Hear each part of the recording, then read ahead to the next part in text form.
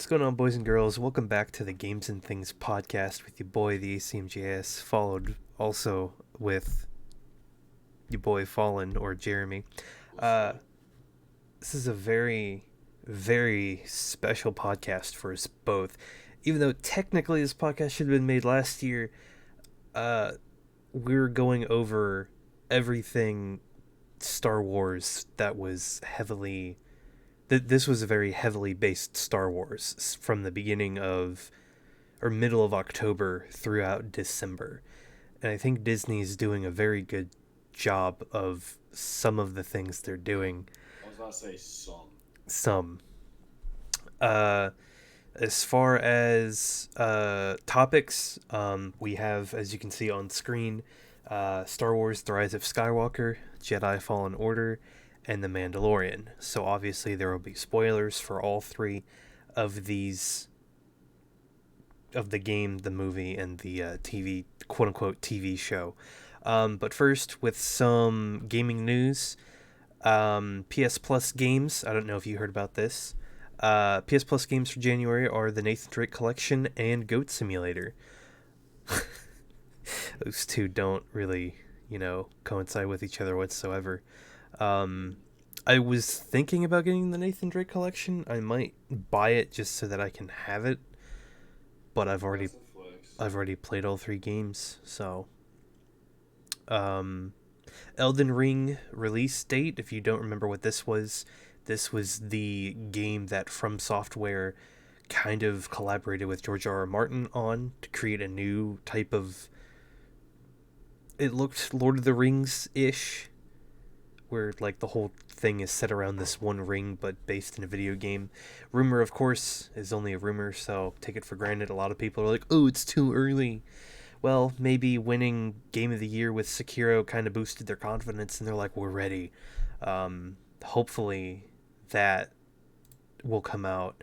I don't know. I'm on the fence because as much as I love George R. R. Martin's like storytelling, I absolutely hate the Dark Souls esque franchise, I guess, in a way. So Why? I think anybody that plays the Dark Souls are just masochists and punishing themselves over and over again. I I mean, am I wrong? Um, mean, yeah, it's kind of. Do you like Fallen or Jedi? that is true, and I did like AC Origins, which is based off of that combat, but both of those games are way more forgiving Fair enough. than Dark Souls. Even though you name a medieval type like game and you're like, okay, well there's Skyrim, The Witcher, Dark Souls. I mean, that's like the only three, well, Kingdom Come, but it's not as like prevalent as popping up in some people's heads, I suppose. I don't know if you heard about this. We have a confirmed setting for the new Assassin's Creed coming out this What? year, 2020. It is apparently going to be the Viking era, and this was confirmed by a branch, I guess, in Italy, which revealed Assassin's Creed Ragnarok Xbox Mjolnir Edition. So I wonder what that's going to be, but apparently the Viking setting is confirmed. A lot of people are like, "Oh, this is the year that they actually did it right," and then the game comes out and the game is utter garbage. I don't trust Ubisoft anymore with this franchise. If the combat or gameplay is anywhere near what it was with Odyssey, it's a big turnoff for me, fam. Um, you have anything to add on any of those so far? No, not really. I'm waiting for the other part. Oh, the other part. Yeah, my bad. Uh, what else happened? Oh yeah, Sony. A lot of fans got what's the word? They got one pulled over on them because everybody was saying that the PlayStation 5 was going to be announced at CES, and technically it was. They said it was a thing. They revealed the logo. Literally, you just replace the 4 with the 5, and you have the new logo for the PS5. They didn't show a console, and they didn't show a release date, which I am sad about. They only confirmed things that had already been rumored. or things that we already knew were true that they've already said. And they said we would learn more, quote unquote, in the coming months. I'm assuming that means probably E3 before they release Holiday. No, they're just dragging us along. Like they always do, it seems. Indeed. The question that I have, and we've kind of talked about this before, the question I have is Sony. I have my own opinions, which I'll voice after, because I want to ask you. Do you think that their ego and confidence is so much more that they beat the Xbox that, like, do you think they've gotten too big for themselves? Mm, I mean, in what way? Because they're still doing fine. Well, yeah, but you look at we were talking about this before, but you look at like the PS2 and the Xbox. It's like PS2 was more popular, but what happened? We had the 360 and the PS3, and the 360 was a lot less cheaper. And Microsoft has come out and they've said, "Oh yeah, well, we have a lot more games that are going to be coming out with this new console." And my thing was, sure, you can have like 500 indie titles, but I would rather have four AAA big huge, 60 to 80 hour AAA titles than 500 2 to 3 hour adventures, you know? It's like I prefer quality over quantity. And my Xbox thinks that they're better with this series or with the new console because they have more games. I don't know. So, with that being said, we're going to move into the meat of the podcast, starting with Jedi Fallen Order. See where I come in. What'd you like about the game? What didn't you like? What would you rate it? Let's get into it. Do you want me to go first? Yeah. So, how I feel. Sorry, I thought you were right. No. So, what I loved about it, everything. It was rich in lore. It was really fun, and I mostly enjoyed running around getting all the little chests and getting all the echoes more than I did playing the actual story. Yeah, it was a very pretty game, and I enjoyed every second of it, and I still want to go through and get every chest in the game. Complaints, obviously from some of the memes, the models were like I remember at one point I was fighting the second sister, and she was running at me because she was like in full T pose mode and just like sliding towards me, and I was laughing. What else? I also had complaints about the combat system because I felt like the timing for the parry was very off and very random. What else? There were quite a few bugs and glitches. I felt like sometimes I jump on something, I just slide right off of it for no reason. But besides that, I think it was a great game. What would you rate it? I'd say like 8.5, 9. 8.5, 9. Okay. Yeah. Just I wouldn't give it a full 10 because there were a lot of issues that you cannot ignore to make it a full 10. So a lot of people I guess, some people really love it, but they hate it because of all the glitches. I experienced one glitch, and it was where, of course, I was on Dathomir, and it was where I was fighting some of the Night Brothers, and I had rolled into a corner, and I just fell, and I was falling. I swear, I was like, I'm not going to reset. I'm going to see how long it takes me to die. I swear, I timed it. I fell like 5 minutes before Cal finally went, and then it put me back to like my previous save. And I was like, oh my word. That's funny. Did you have the problem where you'd be running around and then it'd loading? You're like, dude, come on. Yes, I had that too. And you can't fault them for that because technically there are no loading screens. Yeah. So it's like when it's doing that, it's loading in the next section. And I have to give it to him because long elevator rides, that was something that I hated, but at the same time I knew that that was literally the loading time where it was loading in the next section. Um I really enjoyed the game. I thought the story was a solid good for the game. I had one glitch. There was I had one complaint with the story, and it's just an exploration thing that I found kind of annoying. I know we talked a little bit about it off camera, but I have forgotten what you said about it. I have a problem with the story where he he has learned how to do these skills to get through certain areas of the game, right? Mm-hmm. He's learned how to do them. And for story purposes, he all of a sudden remembers a certain skill. But Yeah, it's because like you pass an area like not even 5 minutes before. It's like, oh, I can't get through there because I can't grab the vine. And then 5 minutes later, boom, you can grab the vine because of story reasons. I don't like that. It seems stupid to me that that's how it should be. It should be that he should learn how to do the moves as he's going through the game instead of, oh, I've already learned these moves beforehand. What are your yeah, thoughts on that? I mean, my only thoughts are sometimes I thought it was fun just because I feel like some just completely forget about things, and then something happens that triggers that said thing, and then you just instantly remember it, and that's how I felt. That's how that was. So I didn't Hmm, really care too much about that in that aspect. that's fair. Yeah. Another huge issue I had was with the stupid sliding mechanism.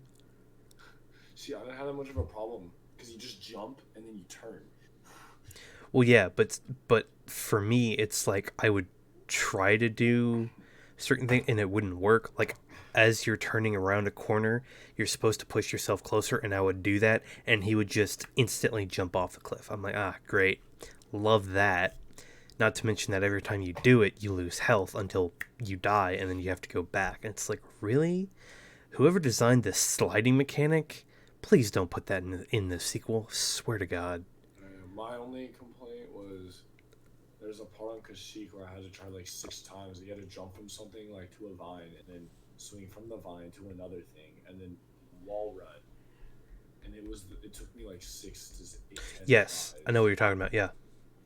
Yeah, but on the hand of Kashyyyk, I really enjoyed exploring Kashyyyk. I thought it was beautiful. There was one chest. I don't remember what planet it was. Oh, it was actually on the first one. Bogano? Bogano? You know, yeah. Bogano, however you say it. The first planet, there's a chest that you get, and I don't remember if it's an outfit or a lightsaber sleeve or whatever, but it was something along the lines of there's like this huge hallway, and you can wall run on either sides of the hallway, but the middle is all sludge, so you can't run up because if you run up, you just slide back down.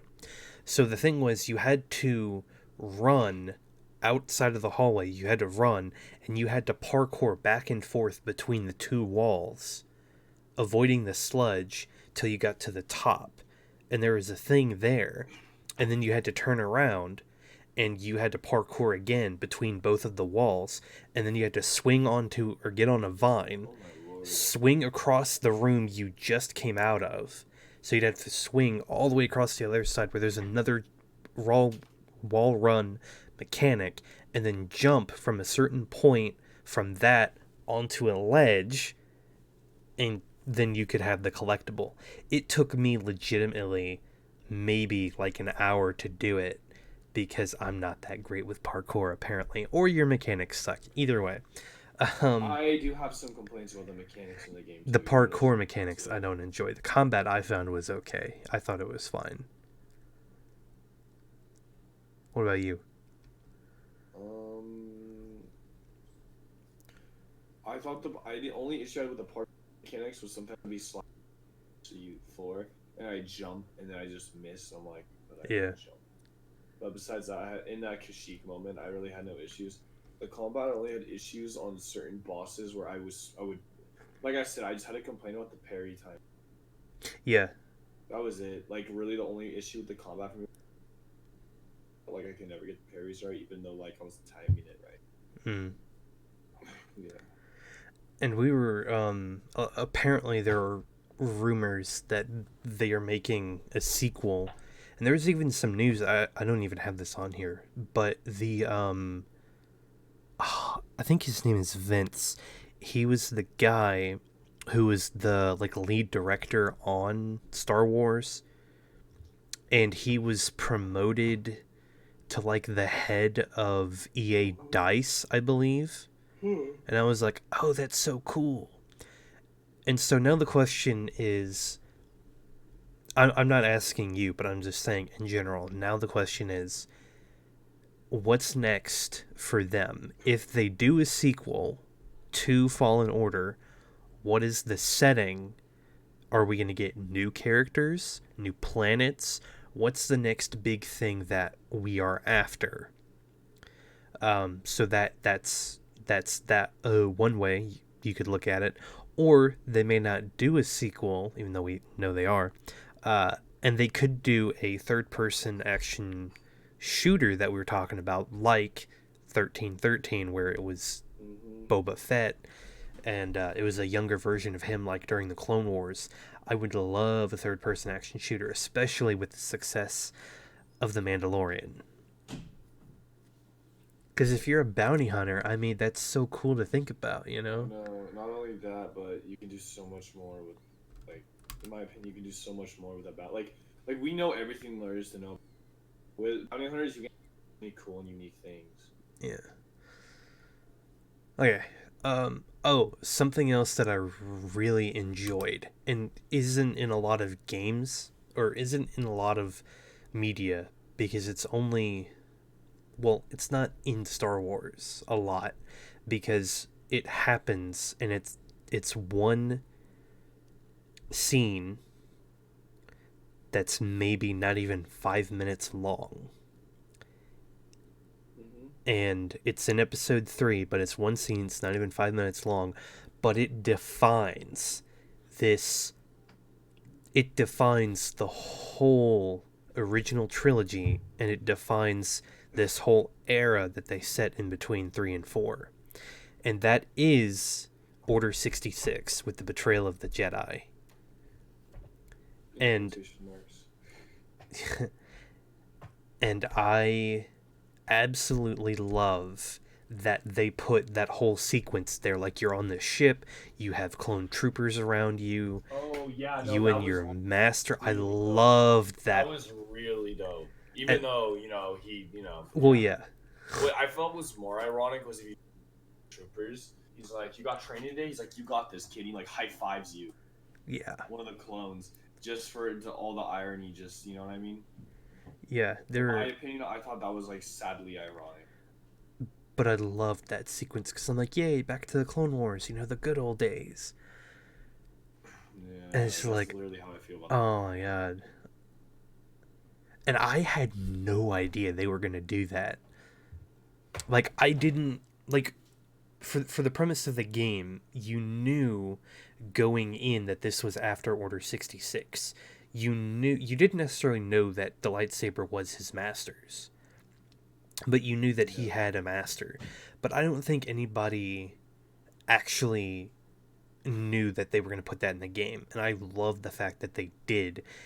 And that's like only the second piece of media that Yeah. is from the movies or away from the movies that's decided to do that. And the third piece of media that's going to do that we'll talk about a little bit later in the podcast because that ties Heck into a yeah. lot of stuff too. So we'll move on from Jedi Fallen Order and we'll go into the Rise of Skywalker. Don't be discouraged. If you Dumpster liked fire. if you liked the movie, hear Yeah, us you're out. allowed to like the movie. You're allowed to like the movie. You're allowed to like the movie. Yeah. Doesn't mean that you have to like the decisions or choices that Disney Exactly. ultimately made, because there is a thing called the JJ cut, quote unquote, uh, just like the Snyder cut fans for Batman, where they want the studio to release the director's vision of the movie. um, so to start this off with the official Rise of Skywalker visual dictionary, they made Revan canon. He was also a character in Yay! Star Wars Galaxy of Heroes, which I I've been downloaded and playing, yeah. then deleted because I couldn't get past a certain part. So I was like, Oh, really? yeah. Wow. Also, I was just kind of, the gameplay was, Uh, um, it's one of those things where if you're like on the toilet, you just play a scene of it. just like TikTok. Yeah. um, a lot of people, some people like it, some people don't like it. I think you said that you agreed with this. I'm not sure. I'm not going to put words in your mouth. Um, I personally did not think that it wrapped up the Skywalker saga as a whole. It just kind of wrapped up its trilogy on its own. You know? But you can't go anywhere from there, and if they try to, I'm actually gonna cry. Well, they are trying, and we'll talk about that later as well. Um, so, Keep going, keep going. personal, issues or problems that I had. Um, Abrams wasn't supposed to come back at all, and Disney was kind of like, "Hey, we want you back because this other guy left. Come back and do it." And he's kind of like, "Okay, so I'm just gonna fit two movies into one. I'm gonna pretend like The Last Jedi never existed." Personally, I feel if Disney was gonna do this from the beginning, they should have just given the whole trilogy to him, um, and did it that way. I think it would have been better, and also keep like the same writer. But they changed things. Um, Personally, my favorite of the three is The Last Jedi, even though I can understand that like the movie is better if 50% of the movie didn't exist. I get that, I understand it, but I just liked it. Um, but out of all of the movies that Disney's made, I personally enjoyed Rogue One the most. Agreed. Out of Rogue One, Solo, 7, 8, and 9. Even though it's like a Star Wars story and it's a single thing, you watch episode 3 and then you watch Rogue One and immediately you have to watch episode 4 because it's like now you get the connection. You understand why Darth Vader was in such a hurry. The first shot that we get of Captain Antilles getting choked out by this bad guy, and you're like, oh, what's going on there? Yeah. Um, Also, something we both didn't like, Rey, spoiler alert, being, Spoilers if you yeah, haven't seen the movie, and spoilers if if you you haven't seen haven't, any of these things. spoilers. We're gonna get into all the spoilers. But Which if we've you haven't already, seen it, if you haven't seen it at this point, just wait for it to come. yeah, and then come back and watch our podcast Yeah, at this timestamp, which would be 23:33. Um, precisely. precisely, because I looked over at the OBS counter. I know that's why I said precisely. Um, we personally didn't like the fact that J.J. Abrams kind of fixed the trilogy into Rey being a Palpatine. That storyline Plot hole, ended plot hole, plot 30 hole, years ago. plot Abrams claimed hole. he had to bring Palpatine back because Rian Johnson killed Snoke in The Last Jedi. So he had to bring Palpatine. Why not just bring Snoke back? Be like, haha, psych, that was a fake puppet. It's me, the real Andy Serkis. Or you literally just make Kylo Ren the main villain.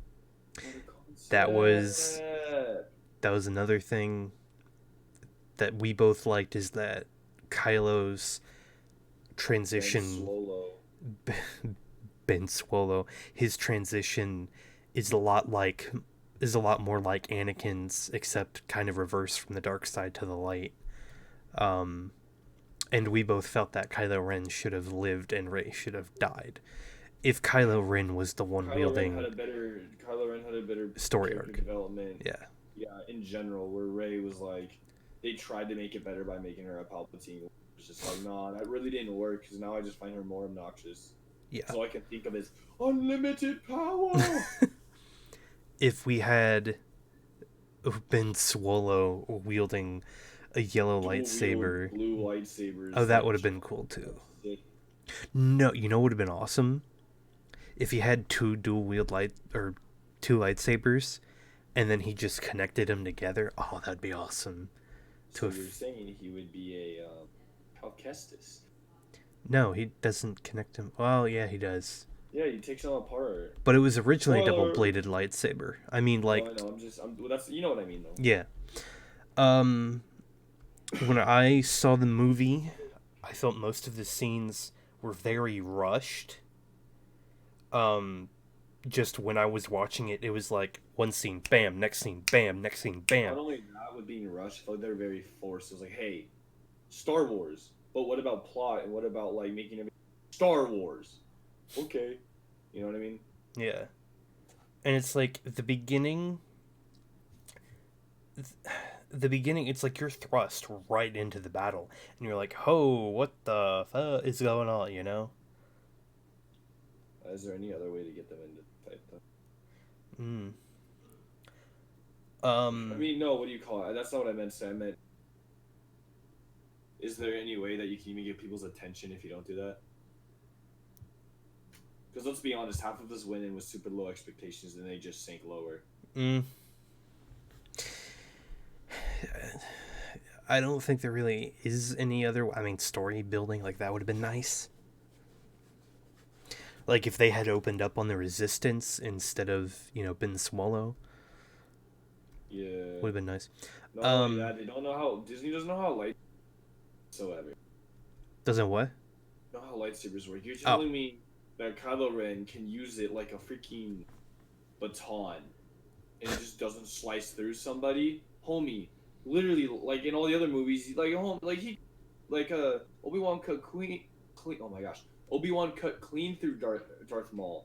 And you're telling me Ben can't even freaking Kylo. I like calling him Ben Swallow. Kylo Ren can even slice through a guy. Like, what is this? right.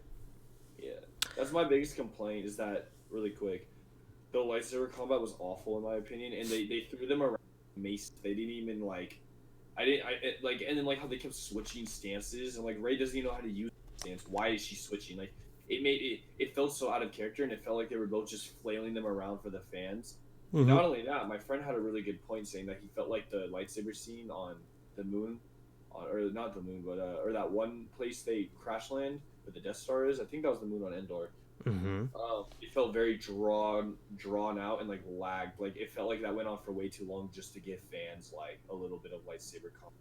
Had been a much. Yeah. So yeah, I didn't like the lightsaber combat whatsoever. It was really lame. Disney does not understand how lightsabers work, and I will stick to that. We both felt that not any particular scene or timestamp, but we both felt that just in general that there should have been more Force ghosts other than Luke Skywalker or Mark Hamill. It would have made sense if like he came out of the fire when he like caught the lightsaber, along with like Mace Windu, Anakin, and Obi-Wan. It would have made more sense. And I found this out, and I told you about this, and we were both like, "What?" Apparently, Hayden Christensen and Samuel L. Jackson were both like in costume on set, and they did film some sort of Force ghost type thing, but Disney decided to cut it. I was like, really? That's just bad. So next I have the full list of all the Jedi's voices that appeared in the film. All of the, let's see. So we have Obi-Wan Kenobi, who is voiced by Ewan McGregor, who is the upcoming I love Obi-Wan that. in Obi-Wan series. Anakin, Hayden Christensen. Ahsoka was voiced by Ashley Eckstein, who voiced her in the Clone Wars. Yay! all of these characters going forward were voiced by their people in the Clone Wars as well. Luminara Unduli, Yoda, Qui-Gon Jinn was voiced by Liam Neeson, which is pretty cool. Ayla Secura, Luke Skywalker, or Mark Hamill, obviously. Mace Windu. Obi-Wan, voiced by Alec Guinness. I believe he's the last one that calls out to her. But those are all the voices, all the Jedi that she, I guess, gains her strength from. And when it happens, when they start calling to her, would have made a lot more sense if we put a name or a voice to a face earlier when Mark Hamill grabs the lightsaber. Like, that would have made a lot more sense.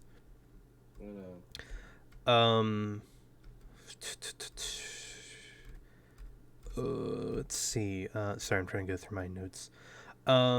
We talked a little bit about this, but for the people who don't know, yes, we're still on Star Wars: The Rise of Skywalker, but this kind of ties into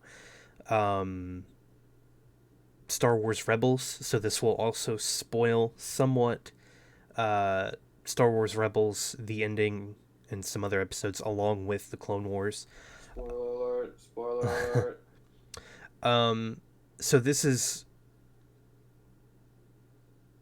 Wait, what? Ahsoka comes back, or she appears after, let's see, season 5? No, after season 4 on the Clone Wars. She comes back in Rebels.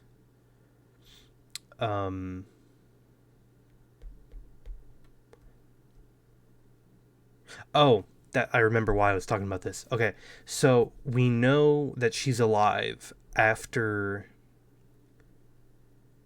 episode 3. We know she's alive after episode 3. And what I was trying to say here is at the end of Rebels, which takes place, there's a time gap that takes place at the end of Rebels that takes place after episode 6. Okay? Okay. So, therefore, by process of elimination, Ahsoka dies at some point between after episode 6 and before episode 9. And they might explore that in the upcoming Clone Wars series. We're not really sure. It just confirms that she's dead, but Rebels confirms it's after episode 6. So she she survives up through the ending of Palpatine's reign, which I thought was interesting. I didn't really care for the Avengers style ending that they gave it. You know, they have like all these ships come in, and I'm like, what was the point of it even having Billy D. Williams in the film? You see him like twice, and that's it. Why was he there?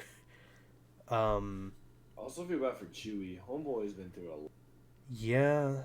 What? And 3 of them have been awful movies. What? I'm reading through my list of things that we're going off of. Which had more of a satisfying ending? The Rise of Skywalker or The Mandalorian? We even have to like... Which we're going to talk about next. Come on, that's... So what Disney did to Star Wars... what Disney did to Star Wars is equivalent of what Ubisoft has done to the Assassin's Creed franchise. They had a good thing in the beginning, or it was a really good thing, and then it kind of crumbled and fell apart. Before we move on to The Mandalorian, apparently, between stuff that was on the cutting room floor, J.J. Abrams did not approve of the kiss between Rey and Kylo. And I'm just like, why? It was awful. It was awful? I thought it was okay. No, it would have been. Stupid. It would have been... been. Like the dumbest, edgiest teenager I've ever seen in my life. Oh, word. We're gonna go through The Mandalorian. I went through and I did kind of like a really, really dumbed down summary of each chapter just to kind of jog our memories, if that makes sense. Um, out of the 8 episodes, I think we talked about this before, but out of the 8 episodes, I enjoyed 6, and the 2 I didn't like were chapters 2 and 5. And we'll go through and I'll tell you which ones. So chapter 1, we have the beginning, and that's where he acquires the target. He goes to the cantina, he gets the puck, if you will, and he's like, there's no puck, he's a tracking fob. And it opened up with quite a bang because they have that huge massacre that's at the end of the episode, where he gets on the e-web or whatever, and he like spins it around and he starts killing everyone. Then at the end, that's where we meet we meet Mr. Baby Yoda. Chapter 2 we didn't necessarily like because I felt it was very boring. This is the one where the Jawas are stealing parts from his ship. Yeah, that was really boring. And basically they have to go get an egg from a mudhorn, and he has to defeat the mudhorn, and like that's the whole episode. Just for them to eat it. Yeah, just for them to eat it. I can see the importance of the episode because it's the first scene where you see Baby Yoda being a Force user, but I didn't care for chapter 2. Chapter 3 is when he returns Baby Yoda back to Navarro, and he regrets that he did that, and he ends up saying, you know what, fuck it, I'm gonna blow up these bastards. So then he goes in the compound, he clears everyone out, or so we thought, and he steals back the target, which ends in a huge shootout between all of the guild hunters and him. And then his clan comes out and they're like, you guys thought, and they start having another big battle, and he escapes off-world. It says, I need to get me one of those. Yes. Remember the key line there. I did not realize this. That, I think it was like heavy gunner infantry trooper or whatever. He was voiced... Shock. He was voiced by Jon Favreau, who is the creator of this series. Oh, sick. And also played Happy in the Iron Man trilogy and Spider-Man, or Marvel, if you will.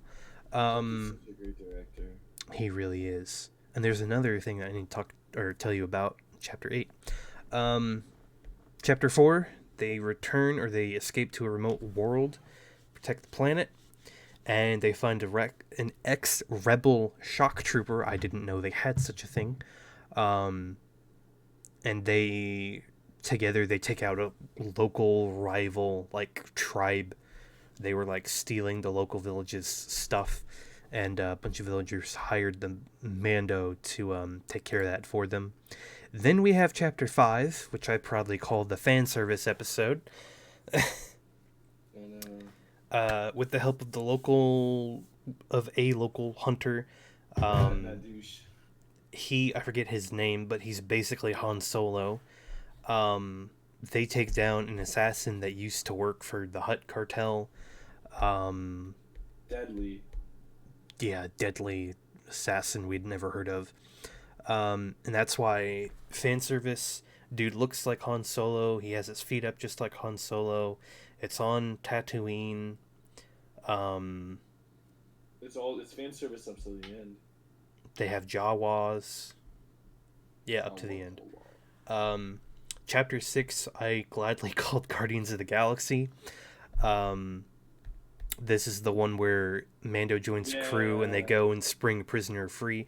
Now here's the thing, okay? That was a really, really good episode, though. Here's the thing. A lot of people, and I wanted to make something clear. You can have a show and you can have filler episodes, okay?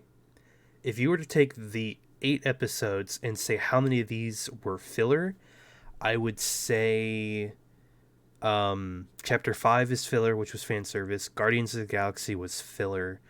I think that's it. So I think it's just 2 episodes were filler. But here's the difference. One of them was enjoyable, one of them was not.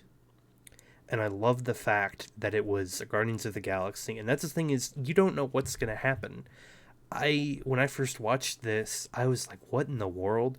Also, Bill Burr is a famous comedian, not so much an actor, but I loved him in this episode. Um, I thought that episode was phenomenal. the funny thing is, the very last scene, we see that they are not dead. They're trapped on the prisoner's ship, which means I think it's going to be kind of like a Hondo situation. You know what I'm talking about with Hondo?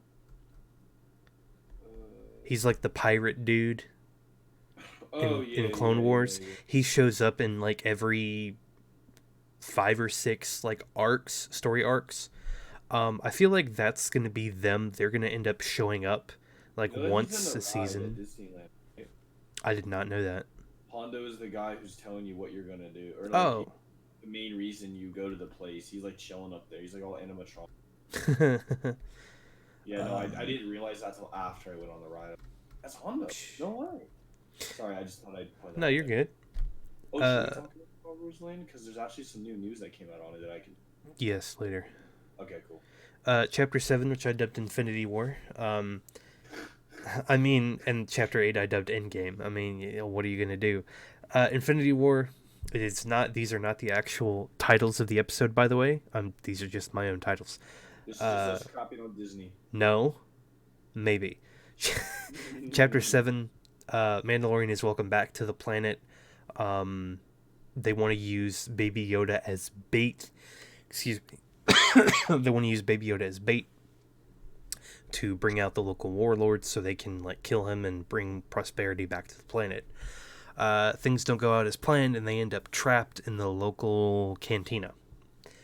And that's kind of where in the cliffhanger was, Baby Yoda had been picked up by clone troopers on their speeder bikes.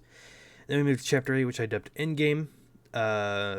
Mando and company, they work together to get out of the area. There's a sewer that led underground to a bunch of other Mandalorians. They ended up going the River of Lava with an astromech with legs and arms. That was kind of weird to watch. I was kind of like, wait, that's kind of cool. And then perhaps the biggest part of there's multiple parts of Chapter 8 that are really revealing. We finally get to see Pedro Pascal's face as the Mandalorian. That was pretty big. I already knew what he looked like. Well, yeah, I did too. I'd seen Game of Thrones, and there's a lot of memes. I saw him at the premiere of Star Wars movie. Like, not in person, like I saw it on the story. Oh, that's cool. There's a meme with Game of Thrones, spoilers, Game of Thrones, I guess. He plays Oberyn Martell, and he gets like his eyes and his brain like squished in, and he's like, I don't need a helmet. And it was like, I don't need a helmet. The Mandalorian, he wears his helmet at all times. He finally gets a jetpack, and he uses it in the most insane but cool ways I think I've ever seen. I feel like that because like you always felt Do what? You always felt like the jetpacks were heavy, like even like when you played stuff like Battlefront. Yeah, and it's just a thing that magnetizes. Yeah, and it's like this tiny thing that magnetizes insanely. So I thought that was really unique how they finally showed how versatile a jetpack could be and how it isn't completely useless. Yeah. My opinion, though.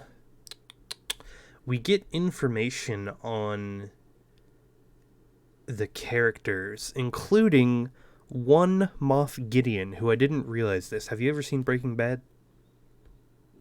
No. No? The actor for Moff Gideon is a huge... he's known as the chicken guy in Breaking Bad because he runs a place called something Pollo Yoko, or Yoko Pollo, something like that. And he runs a restaurant, and he's kind of a adversary for Walter White at one point in the story. So I didn't realize it was him without his glasses. We get background on Din Djarin. We get to see what happened. We had seen bits and pieces of the flashback, why he hates droids so much earlier in the story with when the armor was forging his new armor set, and it has been revealed. Supposedly, there's one part during the flashback where if you pause it right, you can see an insignia or an emblem on the Mandalorian's shoulder when they're saving him, that many have led to speculate that it is the Death Watch. Oh. Which would be very interesting, because if you've seen Clone Wars or even Rebels, they are an interesting group. They are a revolutionary version of Mandalorians who love the old traditions of Mandalore. Today, you could say Republican. Never, I'm not going to make that joke. Let's keep going. But it appears that he was saved by the Death Watch. There are theories online that the Death Watch intentionally killed his parents so that they could rescue him. Who knows? The next part we're going to talk about is also, very... I would like to say it was very cool to see battle droids outside of a movie. Yes. In real time. That was very nice. That as well. That was very refreshing. This next part is very lengthy, very in-depth, so stay with me. This is all the entire history of the Darksaber, and let me just say, this is very interesting. This is very interesting because I don't think Disney knows what they're doing with this. Well, not Disney, but Dave Filoni and Jon Favreau. The Darksaber is something that has now gone from just film animation to live action TV. But it is one of the only things that we can trace all the way back to the Old Republic, and that we have the full history of this one thing. And the fact that we've done this is absolutely insane. Anybody who had seen the last episode, the articles were like, oh, the history of the Darksaber, what's this, what's that? And it's really? Come on. If you've seen the Clone Wars, you obviously know. So this is to inform you, Jeremy, and everybody else, the two people who watch this podcast, not even. Love you, Nick. The Darksaber, created by the first Mandalorian Jedi, Tar Vizsla. So the Darksaber is actually created by a Mandalorian who was chosen to be a Jedi. When he died, the saber was kept in the Jedi Temple on Coruscant until the Old Republic fell. Dun dun dun. This technically makes the Old Republic canon, and this whole bit was the whole storytelling is in Rebels. So the Old Republic is technically canon. So they have the sword in Coruscant until the Old Republic fell. This would be the Old Republic, or Star Wars The Old Republic, the video game. There's a trailer for it. I don't know if you've seen it or not. The one where all of the Sith invade the Jedi Temple. That was such a sick trailer. Okay, This is that moment, because there is a part with a bounty hunter, and this is when I believe the Jedi Temple fell. The group of Mandalorians stole the saber, and they returned it to House Vizsla on Mandalore. Thus, it is their signet, which is their house sigil, if you will, which is just an image or a logo to represent your family line. So it was returned to House Vizsla, and we don't really know much between that and it showing up in the Clone Wars. We know it has a few Jedi kills, but that's about it. Nothing too important. So generations later, during the Clone Wars, its owner is the governor of Concordia, which was a moon. Yeah, which was a moon of Mandalore, and it's given to Pre Vizsla, who just so happens to be the leader of Death Watch at that time. Years later, Pre Vizsla partners with Darth Maul. This is all in the Clone Wars. They betray each other. Pre Vizsla and Darth Maul, they betray each other. And Darth Maul defeats him in combat, and he's the new leader of the Death Watch. In the claim of the Darksaber, Maul is then intercepted and defeated by Darth Sidious, and the saber is transferred to Almec, who's the Prime Minister. um, in the film slash animation. Um, Wait, what? Film slash? I don't know why I said that. I was like, what? There's a whole thing to do with the comics about Olmec basically gives the Darksaber back to Maul, and there's a whole thing between Sidious trying to use them like against him and like trying to use them as pawns and stuff.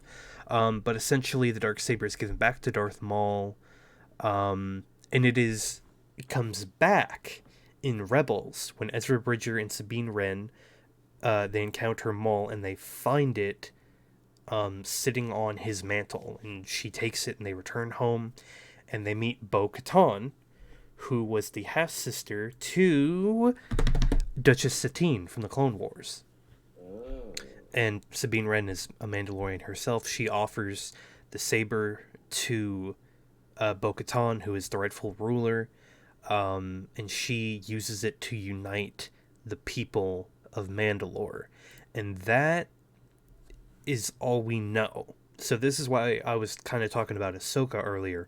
Rebels, at the very last season, the very last episode, takes a time jump to where it's the main setting for Rebels is between 3 and 4, and it takes a time jump to after episode 6. Okay, we don't know what happened in the years between Rebels and how Moff Gideon got the saber. We're not exactly sure. However, what we do know is that the new season of Star Wars Clone Wars, season 7, the setting is the Night of the Night of a Thousand Tears and the Siege of Mandalore. Not only that, but it's also where Ahsoka Tano just so happened to be when Order 66 is initiated. So this is very interesting because the ending of the first season of Mandalorian is setting up past events for the Clone Wars, which is very interesting to me because I'm wondering if Clone Wars is going to take a time leap, because if Gideon got I don't know how Gideon got the Darksaber if the Darksaber's in the possession of Bo-Katan between episodes 3 and 4, and the Clone Wars takes place before then. So I don't know how that's all gonna work. I don't know how that's gonna,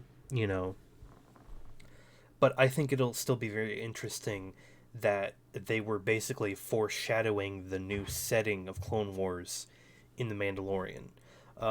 Some other Star Wars that was the end of The Mandalorian. Anyways, all of that information about the Darksaber is taken between the Old Republic, the Clone Wars, Rebels, and The Mandalorian. And then The Mandalorian Season 2 was confirmed by Jon Favreau. Apparently, Yay. I don't know if you heard this or not, apparently the Obi-Wan Kenobi series is looking to cast a young Luke Skywalker. And I was kind of disappointed at this, but for me personally, it depends on how much Luke Skywalker is in the story, because the way it seems it should be is that Obi-Wan looks over him, but not so much, because Luke doesn't know who he is in episode 4. So it kind of, it's indicated that he's like a hermit and he doesn't really have anything to do with Luke. And I saw this and somebody on Twitter was like, listen to me, or say it with me, we will not bully this boy on social media. And I was like, that's only if the kid is a bad actor. That will happen. Jeez, that escalated quickly. There's a rumor that there is going to be a sequel series to Star Wars Rebels.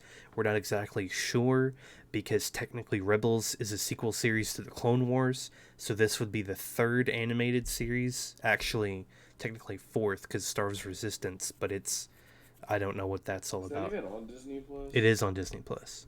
Everything Star Wars is on Disney Plus. Oh, I want to hold on. I'm gonna. Yeah, I kind of want to watch it, but I have. I know I do. What did you say? Resistance? Star Wars. Yeah, Resistance is on. we have information on Star Wars Clone Wars Season 7. Premiere will be Friday, or February 17th. Oh, I was thinking of a different. A different thing. Yeah, do you remember the Clone Wars that was animated? Oh, you're talking about the film reels. Yeah, they don't Yeah. have those. I don't think they have those on Disney Plus. They're on Oh, way to YouTube, go, though. Star Wars. Okay, I'll watch them on YouTube. But what were you saying before that? I didn't hear you because I was. Clone Wars Season 7 premiere apparently was leaked for February 17th this year. Sweet. So that means anybody who is catching up on the Clone Wars or Rebels better do it soon. And then the last piece of business, unless you have anything else to add after this, the Star Wars movie that is Disney's come out and said that Star Wars movies will continue with 2022, 2024, and 2026. Okay? The closest one is obviously 2022. That's 2 years away. 2020. The setting for this movie is reportedly set in the High Republic era, which is 400 years before the Phantom Menace, and when Darth Bane, has established, quote-unquote, the rule of two. This was the set that the Game of Thrones showrunners were rumored to have been doing. Bane's the one, because there's Malik and Revan. And Revan. Okay, I know which one Bane. Yeah. Okay, I just wanted to make sure. The setting for this movie is a young Jedi exploring the Outer Rim after this. Well, the setting is a young Jedi explore the Outer Rim. This is, obviously after the Old Republic, which is a disappointment. It's very interesting because fans are getting a lot, but something that fans wanted was just either a movie or a TV series that was a young Obi-Wan and Qui-Gon Jinn. Yay. And Liam Neeson has stated on record he would be down to do that. So it's a shame that this isn't that. But once again, I was going to say, but then again, Ewan McGregor would be doing 2 times the work because they're already working on the Kenobi series. It's more moolah, though. That is true. So that's all we have. That is the Star Wars podcast. Technically, this podcast should have been last year, but Jeremy was out of town. I watched The Rise of Skywalker too late. This is the first podcast of this year. I'm glad that we had Star Wars to help us fill out the end of the year. Agreed. My question is, what is Disney going to do for Christmas this December? Because for the past 5 years, we've had a Star Wars movie every December. Because we had The Force Awakens, then Rogue One, then The Last Jedi, then Solo, and then The Rise of Skywalker. So I wonder what they're going to do this upcoming December.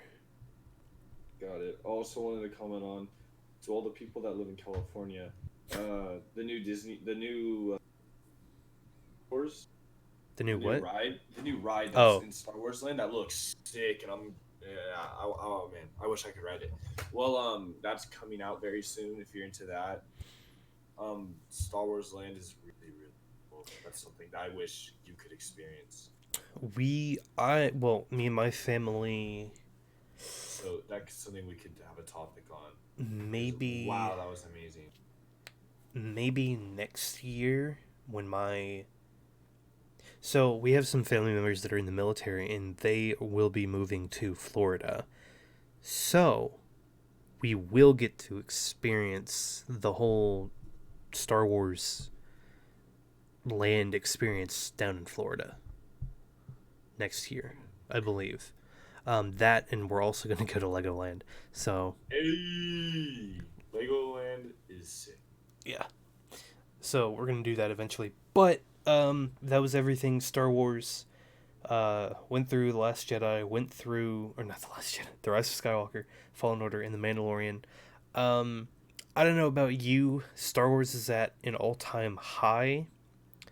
Clone Wars, Clone Even the yeah, it's very interesting because it's like Disney can kind of take a well, they can't really take a breather because Rise of Skywalker didn't really do all that great um, in the box office, but hmm you know, um, their year of content is over. They finished out with a banger of a year, if I do say so myself. And it's funny because they rumored for Clone Wars to come out in February, so it's like they literally had a month off, and they're like, boom, back with Star Wars. But if you're like me or Jeremy and you're rewatching through the Clone Wars to catch up to the new season, we haven't really stopped with the Star Wars content because Yeah. I'm watching about anywhere between 5 to 10 like episodes a day now, trying to catch up. Not five to maybe 5 or 6 episodes a day trying to catch up. Um, and then obviously gaming, trying to catch up on games and stuff. Um, oh, that's something we should talk about. Just to keep the podcast going, because why not? Um, games we're currently playing. I'm playing through Assassin's Creed Rogue Remastered. Then I'm gonna go back and continue my playthrough of Brotherhood 100% that. Eventually do Revelation. Actually, I'm gonna skip Revelations for now, and I'll play through Assassin's Creed 3. Hopefully, all of that will hold over until Cyberpunk comes out in April. Nice. What are your I'm plans? playing Spider-Man. You know, Right.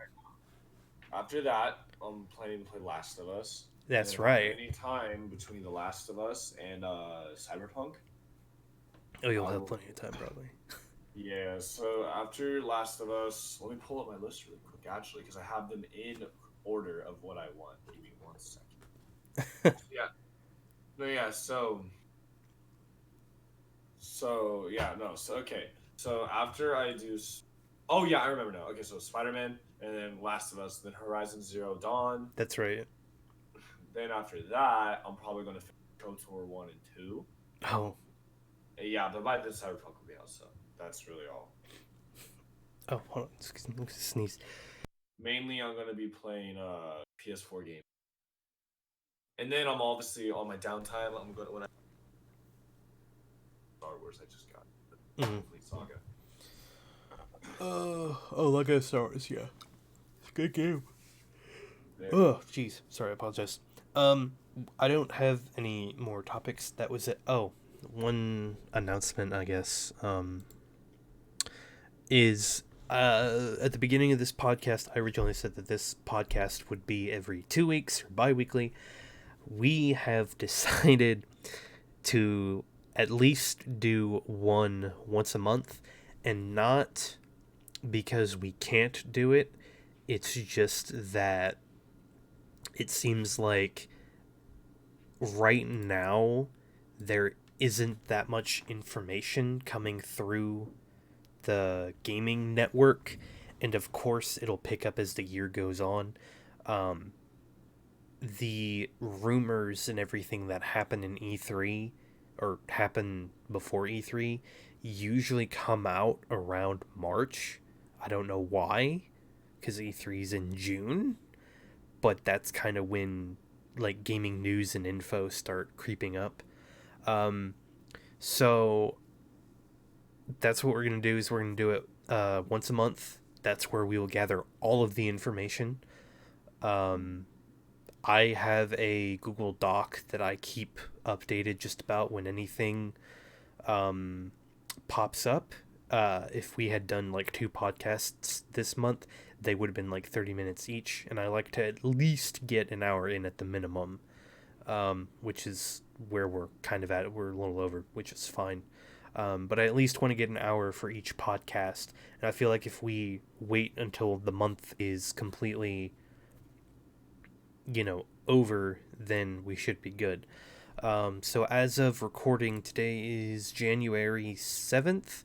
This should go up Wednesday the 8th, which would be tomorrow, hopefully.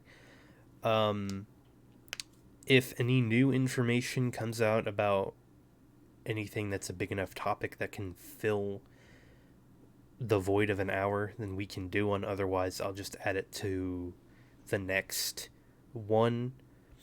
Um, and because I have absolutely no content on my channel, I think I might actually start recording Assassin's Creed 3 because I don't have that game on Hey, my channel, and I hate hey, that game as much as I hate let's Syndicate and as go. much as I hate Unity. Let's I go. think I'll start recording it just because I need some sort of content to record for my channel. Because as of right now, I have bubkiss until Cyberpunk comes out. And that's the problem with like channels like me where I'm a small channel, but I like to make content literally just to make content. I don't care if anybody sees it. If one person sees it and it makes them laugh, I'm fine with it. But it's like I want to have a consistent thing going. So we have this for once a month. I'll have the AC3 playthrough hopefully going on up until, Cyberpunk. But then it's like, okay, that's April. And then get a little bit of downtime, and then boom, Last of Us 2. A little bit of downtime until eventually we slowly get along to Ghost of Tsushima whenever that whenever that comes out. So we'll see. All right, thank you guys for watching. This was a very Star Wars filled podcast. A lot of talking. My throat is dry. Is not going to finish that sentence. Um, that'll be it. We'll see you guys in a month. Peace.